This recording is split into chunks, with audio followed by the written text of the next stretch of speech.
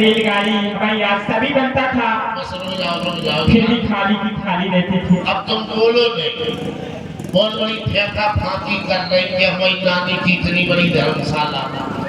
हमने बहुत मंचे देखी, लेकिन बागवान कितनी बड़ी मंच और बगल में कितना बड़ा पीड़ा और इतनो बड़ा तला और इतनो हमने दुनिया में नहीं देखो।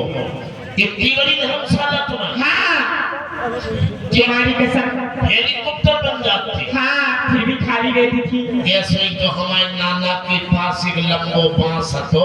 कहते रे वो सुनो, बहुत लंबो बांस तुम्हें आपको कमाओ पर झूठी बोलत कमाओ पर बहुत लंबो बांस હતો। कहते रे क्या लगा तुम्हारे नाना के पास इतना बड़ा बांस था, फिर रखती कहाँ थी?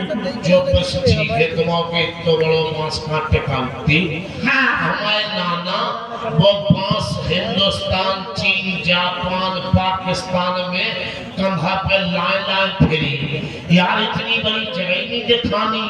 जब तुम्हारी नानी की धर्मशाला पे नजर गई, हाँ, नाना की नीयत खराब भई के सबसे बड़ो ठोर जो ही है सो नाना ने तुम्हारी नानी की धर्मशाला में टिका दाओ।